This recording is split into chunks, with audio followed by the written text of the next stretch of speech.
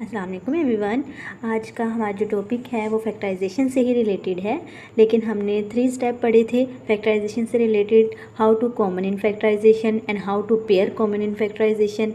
और उसके बाद हमने कुछ फार्मूले किए थे, डिस्कस किए थे कि किस तरह हम फैक्टराइजेशन में इन फार्मूलों का यूज़ करते हैं।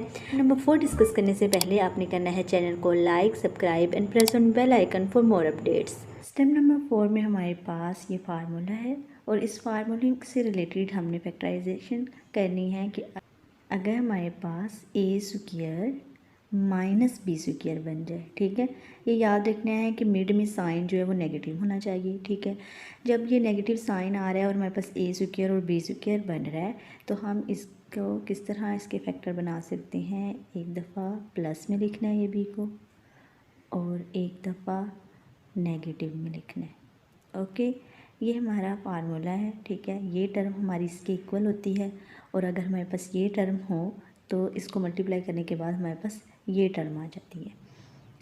इस फार्मूले से रिलेटेड हमने जो है नेक्स्ट एग्जांपल देखनी है।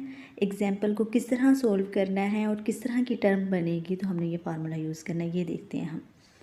नाउ एग्जांपल की तरफ आते हैं। एग्जांपल नंबर 4 है हमारी कि फैक्टराइजेशन हमने करनी है 9a स्क्वायर माइनस 25।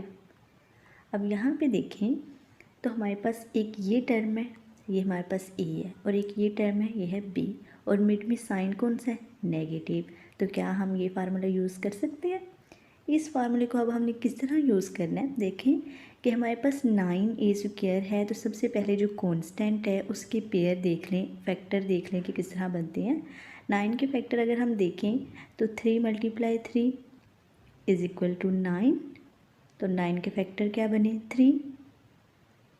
ठीक है, 3 × 3। अब इस 3 × 3 को हम क्या करेंगे, अगर हमने पावर में लिखना हो तो बेस हमारी सेम है और इसकी जो पावर है, जहाँ पे कोई पावर ना हो वहाँ पे 1 है। ठीक हो गया, ये हमें पता है। और अब अगर हम इसको लिखें इस तरह 3 की पावर 2, क्योंकि मल्टीप्लाई में जो पावर होती है वो ऐड हो जाती है। यहाँ पे ये पावर अगर हम 1 1 ऐड कर दें तो क्या आ जाता है, 2। तो ये बन गया 3 square is equal to 9। Next देखें कि अब मैं इसी 9 के फैक्टर क्या बने हैं, 3 × 3। तो अब देखें कि मैं इसे इस तरह लिख रही हूँ 3a होल स्क्वायर, क्योंकि a का भी स्क्वायर है। ठीक है, और यहाँ पे a पे स्क्वायर है, 9 पे नहीं है। ठीक हो गया, और मैंने 9 के फैक्टर इस तरह बना लिए 3 × 3, तो फिर 3 का भी स्क्वायर बन जाता है ना, 3 का स्क्वायर और a का स्क्वायर। ये टर्म जो है कि 9a स्क्वायर के इक्वल है। तो मैं इसे होल स्क्वायर में इस तरह लिख सकती हूँ ना, इस तरह मैं होल स्क्वायर में फिर इसे लिख सकती हूँ। ठीक हो गया, ये मेरे पास बन गया a का स्क्वायर। अब नेक्स्ट देखें कि यहाँ पे मेरे पास 3a जो है वो a का स्क्वायर बन गया है। तो माइनस अगर मैं 25 के फैक्टर देखूँ तो वो बनते हैं 5 × 5। फैक्टर आप एलसीएम से भी ले सकते हैं। अगर हम 25 का एलसीएम लें तो 25 किस टेबल पे जाता है, 5 पे। 5 5s are 25 and 5 1s are 5। इस तरह भी हम फैक्टर्स निकाल सकते हैं कांस्टेंट टर्म के। तो मेरे पास फैक्टर क्या आते हैं 25 के, 5 × 5। अगर मेरे पास 25 के फैक्टर ये आ रही हैं तो मैंने इसे किस तरह लिख सकती हूँ कि 5 स्क्वायर। तो ये मेरे पास बन गया a स्क्वायर, ये मेरे पास है b स्क्वायर, और मिड में मेरे पास साइन आ रहा है नेगेटिव। तो a square minus b square किसके इक्वल होता है, इसके इक्वल होता है। तो मैं इसे अब इस तरह लिख सकती हूँ। अब यहाँ पे देखिए 9a स्क्वायर माइनस 25 की फैक्टराइजेशन करनी है। फैक्टराइजेशन करने के लिए हमने इसे इस तरह लिख लिया सेकंड स्टेप में। ठीक हो गया, 3a स्क्वायर माइनस 5 स्क्वायर हमने किस तरह लिखा है ये मैं ऑलरेडी आपको यहाँ पे बता चुकी हूँ। तो हमने इसे इस तरह लिख लिया। मेरे पास ये बन गया a square minus b square. जब मेरे पास a square minus b square बन जाता है तो मैं इसे लिख सकती हूँ a माइनस b और a प्लस b। ये कोई बात नहीं है कि आप पहले प्लस वाली टर्म लिखें, इस टर्म को पहले लिख लें और बाद में इसको लिख लें, या पहले इसको लिख लें बाद में इसको लिख लें, इससे कोई फ़र्क नहीं पड़ता। और जब भी फैक्टराइजेशन करते हुए हमारे पास इस तरह की टर्म बन जाए, ठीक है, a square minus b square बन जाए, तो हम उसे एक दफ़ा प्लस में लिखेंगे और एक दफ़ा नेगेटिव साइन में लिख देंगे। ठीक हो गया। तो इस तरह हमारी फैक्टराइजेशन हो जाएगी सिंपली। ये हमारा था मेथड नंबर 4। नेक्स्ट हम करते हैं स्टेप नंबर 5। हमारे स्टेप नंबर 5 में क्या है कि हमारे पास अगर 3 टर्म आ जाएं, ठीक है, a b प्लस c, तो हमने इसे किस तरह सोल्व करना है इन फैक्टराइजेशन। फैक्टराइजेशन में स्टेप नंबर 5 करते हुए हमने कौन सा फार्मूला यूज़ करना है, ठीक है, उसको हम सबसे पहले डिस्कस करते हैं, देन हम एग्जाम्पल पे जाते हैं, फिर आपको इजीली समझ आ जाएगी।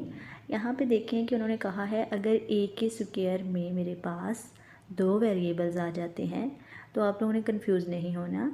हमने सिंपली ही उसी फार्मूले से, स्टेप नंबर 4 वाले फार्मूले से ही इसे सोल्व करना है, a square minus c square. तो हम इसे किस तरह लिखते हैं, एक दफ़ा प्लस में और एक दफ़ा नेगेटिव में, इस तरह लिखते हैं ना हम। स्टेप नंबर 4 में हमने अभी पढ़ा है, ठीक है। और इसी में उसने कहा है अगर a की जगह, a स्क्वायर की जगह मेरे पास a प्लस b 2 वेरिएबल्स आ जाते हैं और उनका स्क्वायर आ जाता है और c का स्क्वायर आ जाता है, तो सिंपली हमने इसे भी उसी तरह लिखना है, स्टेप नंबर 4 की तरह ही लिखना है कि हमने a की जगह a प्लस b, a की वैल्यू हमारे पास यहाँ पे क्या है a plus b minus c, एक दफ़ा माइनस में लिख लिया हमने और एक दफ़ा लिखना है प्लस में। a प्लस बी हमारे पास क्या है, a की टर्म प्लस और b की टर्म हमारे पास है c।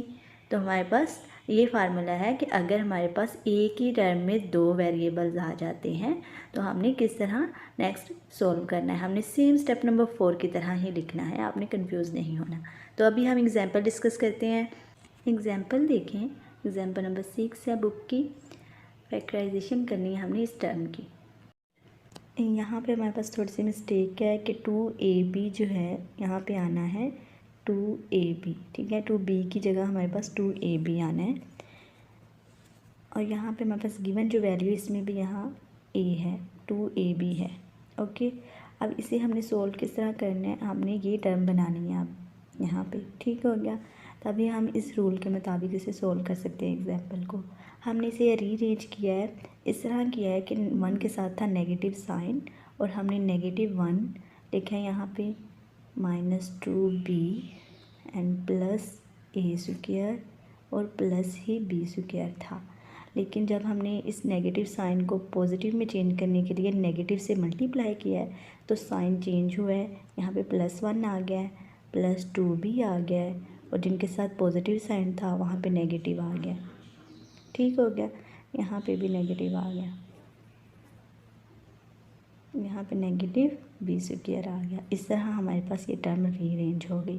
रीअरेंज करने के बाद हमने क्या करना है, हमने इस फार्मूले को देखना है। ये हमने पहले पढ़ा है कि इस तरह जब हमारे पास टर्म बनती है a square minus 2ab plus b square, तो हम इसे क्लोज किस तरह करते हैं, a minus b whole square में क्लोज करते हैं।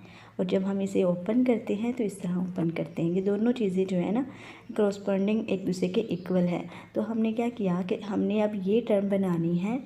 जब हम ये टर्म बनाएंगे ना a square minus 2ab plus b square, तब हमारे पास ये टर्म इक्वल आएगी a माइनस b का होल स्क्वायर। और जब हमारे पास a माइनस b का होल स्क्वायर बन जाएगा तो हम यहाँ पे रूल नंबर 5 यूज़ कर सकते हैं। नेक्स्ट देखेंगे सेकंड स्टेप में कि यहाँ पे जब मैंने इसे रीअरेंज कर लिया है, रीअरेंज करने के बाद क्या किया है कि मैंने ये चीज़ बनाने के लिए, इस चीज़ को बनाने के लिए यहाँ पे नेगेटिव साइन से मल्टीप्लाई किया है। इतनी चीज़ को मैंने रीअरेंज करना है सिर्फ। अब मैंने 1 को नहीं छेड़ना, मैंने इस चीज़ को रीअरेंज करना है दोबारा। तो मैंने नेगेटिव साइन से जब मल्टीप्लाई किया तो मेरे पास बना a स्क्वायर माइनस 2ab, क्योंकि a स्क्वायर के साथ था पॉजिटिव साइन, तो ये हो गया नेगेटिव से मल्टीप्लाई, तो ये हो गया यहाँ पे नेगेटिव से मल्टीप्लाई, यहाँ पे पॉजिटिव आ गया, जहाँ पे पॉजिटिव था वहाँ नेगेटिव आ गया। नेक्स्ट यहाँ पे मेरे पास b के साथ नेगेटिव साइन था तो वो भी पॉजिटिव b स्क्वायर बन गया। यहाँ पे मैंने इस टर्म से माइनस से मल्टीप्लाई इसलिए करवाया ताकि मेरे पास ये टर्म बन जाए। जब मेरे पास ये टर्म बन जाती है तो मैं नेक्स्ट इसे सोल्व कर सकूँगी रूल नंबर 5 की तरह। अब देखिए कि मेरे पास ये टर्म बन चुकी है a square minus 2ab plus b square, और मैं इसे क्लोज कर सकती हूँ इस तरह। तो मैंने सिंपली क्या किया है, इसे इस तरह क्लोज कर दिए, a minus B whole square and 1 square. तो अब देखिए मेरे पास ये टर्म बन गई है a square minus B square. और यहाँ पे सिर्फ इतना चेंज आया है कि यहाँ पे मेरे पास a में थे 2 वेरिएबल, यहाँ पे मेरे पास b में 2 वेरिएबल आ सकते हैं। तो इसकी आपने टेंशन नहीं लेनी, 2 वेरिएबल कहीं भी आ सकते हैं। लेकिन हमारे पास जो बननी चाहिए चीज़ वो ये कि a square minus B square बने, a square minus B square बने। ये टर्म हमने बनानी है, a की जगह जितने माजी वेरिएबल आ जाएं, b की जगह जितने माजी वेरिएबल आ जाए, ये हमने जो है ओके। अब हमने इसे किस तरह लिखना है, नेक्स्ट देखें। जब मेरे पास a square minus B square बन गया तो मैंने क्या लिखा, 1 माइनस ए माइनस बी। एक दफ़ा सिर्फ यहाँ पे साइन चेंज करना है, इस नेगेटिव की जगह साइन चेंज करना है आपने। यहाँ पे देखें a माइनस बी बन गया और यहाँ पे a प्लस बी बन गया। तो यही तो हमने बनाना था, एक दफ़ा प्लस में लिखना था और एक दफ़ा नेगेटिव साइन में लिखना था। तो सिंपली हमने ये किया है।